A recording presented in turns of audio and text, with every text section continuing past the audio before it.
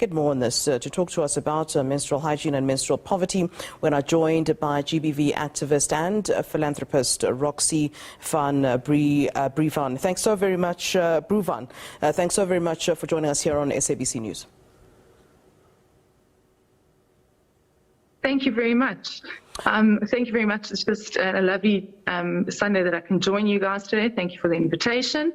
Yes, and I'd like to shed a little bit more light as to speaking about menstrual health in South Africa at the moment. Let's start, Roxy, by talking about as we what on Youth Month at the moment, and we are trying to create sustainability for the youth of our country. This is one of the major factors we're faced with, as we have spoken about before. Yeah, let's start by talking about what you define as a period poverty. Certainly, in my intro, we're talking about a young woman who might not be able to access something that we consider so basic, sanitary towels, and then obviously these kinds of issues. It's almost like it causes more problems because these young ladies are then not able to go to school. That obviously then adds to the fact that they're not getting the education, and then the poverty just continues, almost like a cycle. Let's talk about what you're calling period poverty. Pardon the pun, but what we call period poverty, it's a global problem at the moment. In South Africa, usually from LSM 1 to 6, with COVID that's hit our country in a very, very big way, a lot of people, a lot of ladies and a lot of young youth cannot have accessibility to sanitary towels, cannot have accessibility to even washing.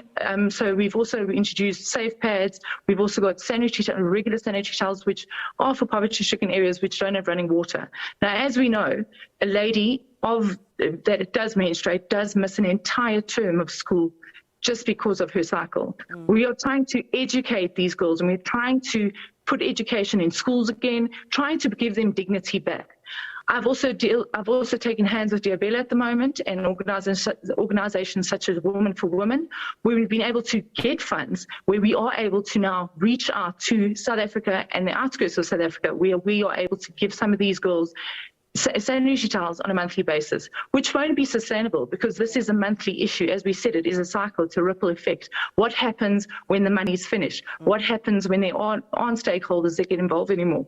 These girls need this on a monthly basis. This is why we're trying to spread the word, and we're trying to create sustainability for these young individuals. Yeah. As you've said, now an educated South Africa is an employable South Africa. If we have girls missing school one term a year, how can these girls possibly even graduate, even go and get amazing jobs, or be able to study further and take their education further?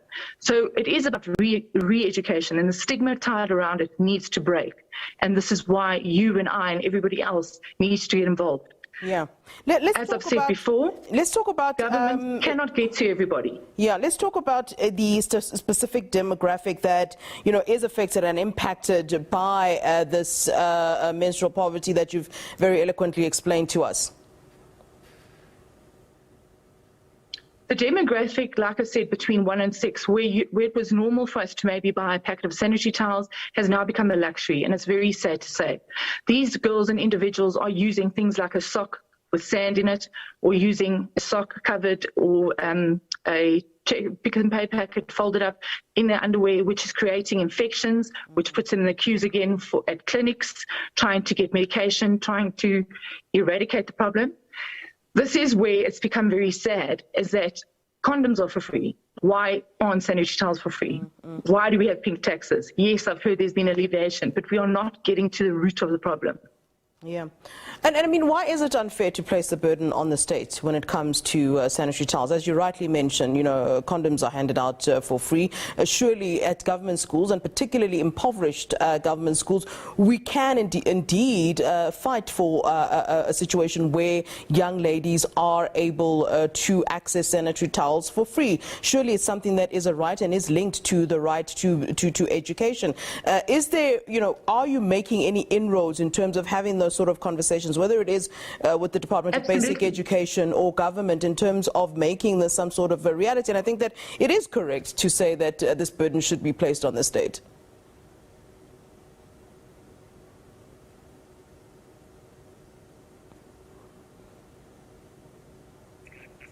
Well, we are trying at our utmost. I mean, we are getting ladies involved. As I've said, if you've got a heart that beats and hands that work, you can instill change. And it has to start with us. Like I said, the government can't get to everybody, so we all have a social responsibility at the end of the day. Yeah.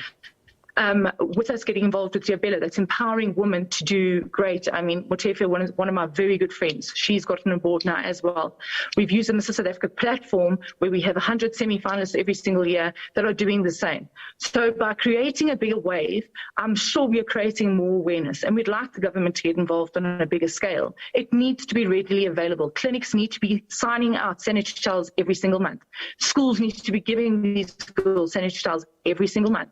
We've actually reached a point now where we can have these manufactured at such a low cost that it is sustainable for our country to get involved and for our government to get involved.